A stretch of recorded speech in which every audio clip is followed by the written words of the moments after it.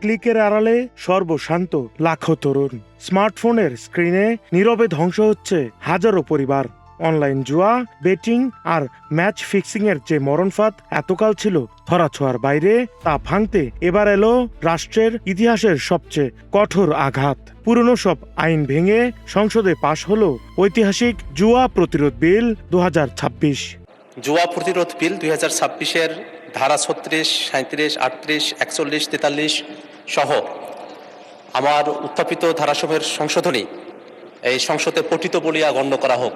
বিদ্যমান 1867 সালের প্রাচীন দ্য পাবলিক গ্যাম্বলিং অ্যাক্ট পুরোপুরি রহিত করে আধুনিক ও কঠোর এই নতুন আইনটি পাশের জন্য সংসদে উত্থাপন করেন স্বরাষ্ট্রমন্ত্রী সালাউদ্দিন আহমদ।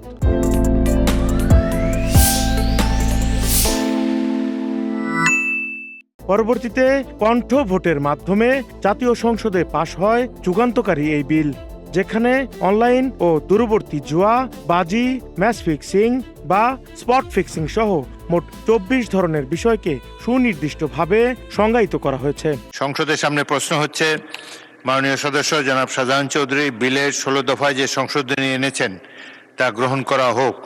যারা এই প্রস্তাবের পক্ষে আছেন তারা হাঁ বলুন। যারা এই প্রস্তাবের বিপক্ষে আছেন তারা না বলুন।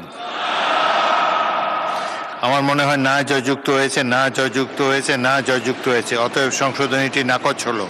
নতুন এই আইনে অপরাধের প্রকৃতি ভেদে 14 ধরনের সাজার বিধান রাখা হয়েছে। কোনো ব্যক্তি যদি প্রত্যক্ষ বা পরোক্ষভাবে সাধারণ জুয়ার সঙ্গে সম্পৃক্ত হন, তবে তার জন্য রয়েছে 2 বছরের কারাদণ্ড বা সর্বোচ্চ 2 লাখ টাকা অর্থদণ্ড।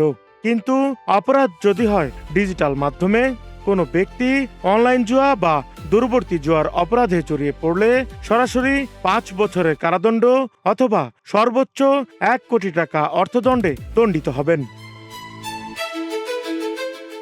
তবে সবচেয়ে বড় সাজা পড়েছে অনলাইন বেটিং এবং ক্রীড়াঙ্গনের ফিক্সিং চক্রের উপর। কেউ যদি অনলাইন বেটিং বা বাজিতে সম্পৃক্ত হন, তবে তার সাজা সর্বোচ্চ 7 বছরের কারাদণ্ড এবং জরিমানা আকাশচুম্বী সর্বোচ্চ 5 কোটি টাকা।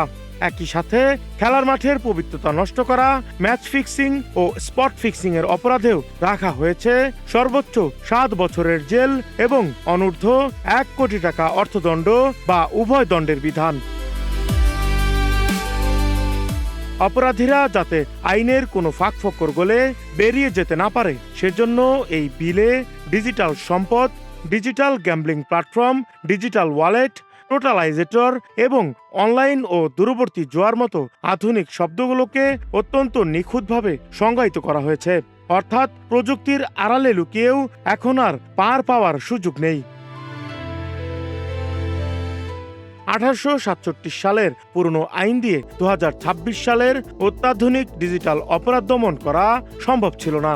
নতুন এই জুয়া প্রতিরোধ আইন পাশ হওয়া নিশ্চিতভাবেই একটি প্রশংসনীয় পদক্ষেপ। কিন্তু কোটি টাকার জরিমানা আর বছরের পর বছর জেলের এই কঠোর আইন কি পারবে মাঠ পর্যায়ের শতভাগ বাস্তবায়িত হতে? প্রযুক্তিকে হাতিয়ার করা জুয়ারিদের এই সিন্ডিকেট কি সত্যি উপড়ে ফেলা সম্ভব হবে, নাকি আইনের বাস্তবায়ন নিয়ে তৈরি হবে নতুন কোনো চ্যালেঞ্জ? মাননীয় সদস্যবৃন্দ, জুয়া প্রতিরোধ বিল 2026 সর্বসম্মতিক্রমে এই সংসদে পাশ হলো। সাকিব হাসান, নাগরিক প্রতিদিন।